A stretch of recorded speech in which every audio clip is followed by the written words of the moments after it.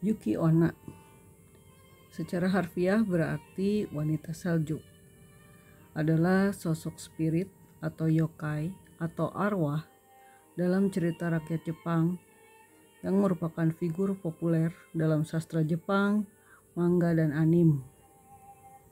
Dia juga memiliki banyak sebutan yang mungkin tidak saya sebutkan di sini satu persatu. Menurut legenda, Yuki Onna yang dikaitkan dengan musim dingin dan badai salju adalah arwah seseorang yang tewas dalam salju.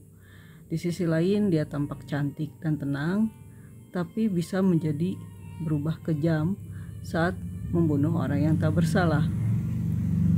Tapi masa kini sosoknya sering digambarkan lebih manusiawi dan menekankan pada sifat hantunya dan kecantikannya yang sekejap.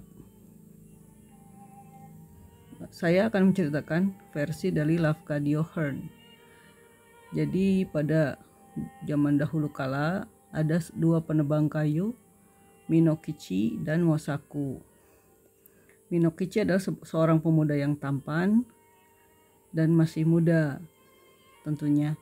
Sedangkan Mosaku adalah penebang kayu yang sudah tua.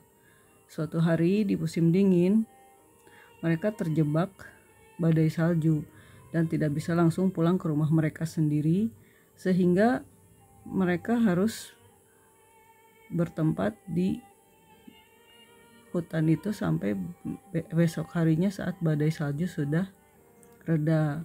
Mereka kemudian menemukan sebuah pondok dan memutuskan untuk bermalam di sana. Pada tengah malam, tiba-tiba Mosaku terbangun dan melihat sesosok wanita cantik berpakaian serba putih.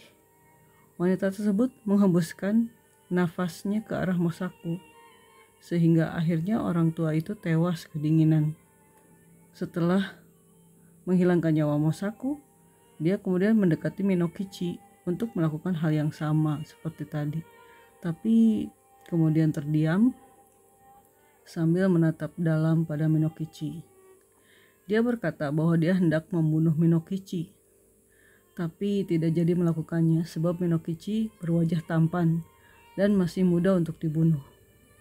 Wanita itu kemudian mengancam dan meminta Minokichi berjanji bahwa jika Minokichi menceritakan kejadian tersebut kepada orang lain, maka wanita tersebut akan membunuhnya. Beberapa tahun kemudian, Minokichi bertemu dengan gadis cantik bernama Oyuki. Kemudian mereka menikah. Oyuki adalah sesosok istri yang baik, dan mereka pun hidup bahagia serta memiliki beberapa anak.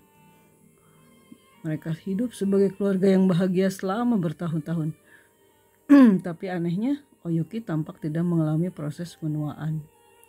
Pada suatu malam, setelah anak-anak mereka tertidur, Minokichi berkata pada Oyuki bahwa setiap kali dia menatap istrinya lekat-lekat, dia teringat akan peristiwa yang disaksikannya pada saat masih muda.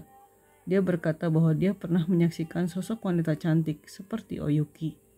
Dia tidak tahu apakah itu hanyalah mimpi atau sesungguhnya perjumpaannya dengan Yuki Onna. Setelah menyelesaikan penuturannya, Oyuki berdiri sambil marah.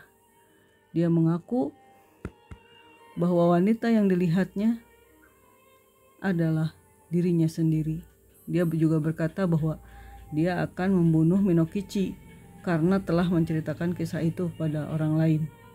Tapi bagaimanapun juga, dia tidak mampu membunuh Minokichi karena mempertimbangkan kehidupan anak-anak mereka. Setelah berpesan agar Minokichi merawat anak-anaknya, wanita tersebut meleleh kemudian lenyap. Tidak ada yang menyaksikan kehadirannya lagi. Oke, segitu saja cerita tentang Yuki Onna dari negeri Jepang.